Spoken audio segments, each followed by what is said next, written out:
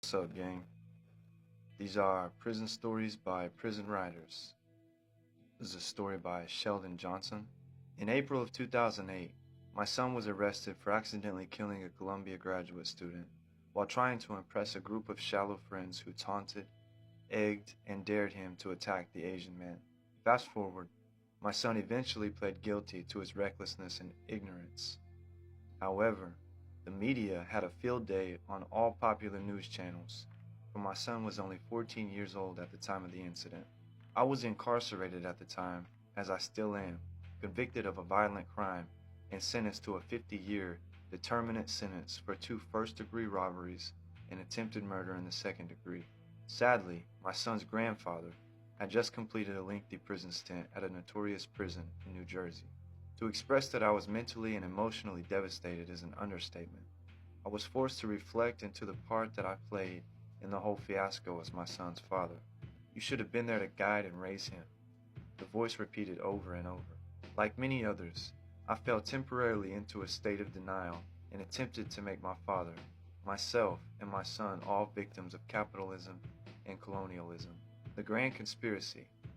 I could not fathom why or how we all seemed to clash with the criminal justice system. Was it by grand design? This I contemplated for the millionth time, tossing and turning in restless wonder, 4 a.m. on a rainy Saturday night. I recognized the clear pattern, the evident revolving door in which 3 generations of men in my family had been entrapped, ensnared, and baited. What could change this twisted fate of destiny? Ironically, my grandfather and great-grandfather had been bound in slavery. Who was I kidding? Never have I felt so powerless. As much as I wished and yearned to comfort and console my son in this time of desperation, I could not visit him, bail him out, bring him any clothes, a package, speak to him over the phone, empathize, and extend words of wisdom. I was supposed to protect him. I am his father, yet I was powerless. Adding insult to injury, the Daily News gave a brief description of me, his father, as a reckless gunslinger. It was as if my genealogical line had spawned a blood type of savage humans who were prone toward violence and stupidity, depending on one's perception. The New York Times contacted me to conduct an interview, and although I was eager to provide my opinion, to express my pain and regret, I respectfully declined for fear of villainizing both of us. I had done enough as an absent father. I surely did not need my words twisted in stone. To compound the whole tragedy, my sister, who had temporary custody of my son at the time of the incident, initiated a custody proceeding with the family court. My sister, who felt that my son's mother wasn't fit to have custody of my son, now wanted me to take sides in the custody battle. Pure pandemonium. Through it all, I was still powerless. In hindsight, it became a pivotal point in my life where I harnessed the power of introspection. I was forced to take a deep look at who I had become. What was I doing? What wasn't I doing? What direction was my life truly heading? Okay, I had made some serious headway. I stopped and denounced gangbanging and recruitment. I quit smoking cigarettes and bud. I was going on conjugal visits with my wife. I was not only participating in college correspondence courses, I was facilitating and teaching the curriculum. Yet, was it enough? No. At that moment, it meant nothing. In the blink of an eye, I shut down. I shut everyone out. I felt overwhelmed and powerless. Weeks later, while standing in the eye of the hurricane, at the peak of the wave when the tsunami threatens to destroy everything in its path, I had an epiphany. I crawled to a stance and dusted myself off. How could you give up now, huh? The voice whispered into my ear. He needs you, my conscience shouted. There has to be something I could do, right? I repeated as if it were an affirmation. The following day, I contacted my correctional counselor, with whom I already had a slight rapport. Although she was aware of the situation, in fact, who wasn't? I explained to her how it was affecting me emotionally and mentally. I expressed my frustration, not my rage, at being unable to do anything of significance. Till this day, I don't know if she pitied, sympathized, or related to me, but she helped me. We first contacted his attorney and found out where he was being held and what he was being charged with. Then we called the juvenile facility where he was being housed, and purely by miracle, the counselor had my son called down to his office so we could speak. He told me that he was breaking the rules, because in his 20 years as a counselor, never ever had a father who was incarcerated gone through so many procedural hurdles to speak with his child. To hear my son Sheldon's voice was music to my ears, and although we only had a few precious moments, we accomplished a connection. A few days later, my counselor called me to her office, and although I had anticipated bad news, when I walked through the door, she handed me the phone.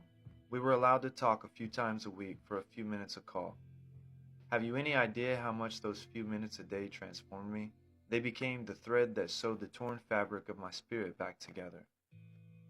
All the wounds that reopened and bled slowly began to crust and heal.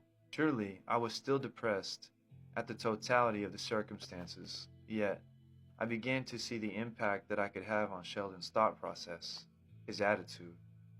I began to understand that I could influence his behavior and his future. At one point in time, I would ask myself, have you really changed, or have you just gotten smarter, more polished? No. Through the purging fire of tribulation, I had emerged a changed man. I no longer thought like a criminal. For once in my life, I knew that I had options. I holistically embraced my change from criminal to activist humanitarian as permanent. I systematically began reaching out to different youth at-risk organizations. I made a commitment to myself and Sheldon that I was going to give back to the community I had taken so much from. It's funny, but I received no responses from any of these organizations. However, I was content with my efforts. They were probably thinking, this guy is crazy. He wants to help us. Shortly thereafter, I was transferred to another facility that had the active Youth Assistance Program, YAP. I immediately provided my facilitator credentials, explained my current dilemma, and was embraced as a YAP facilitator. YAP became my support group, where I found other brothers who related, supported, and encouraged my continued evolution. It was during this time that I discovered my passion for writing, the means to release my frustrations through poetic verse and short stories, the therapeutic means to eloquently express my emotions, my shortcomings, and regrets.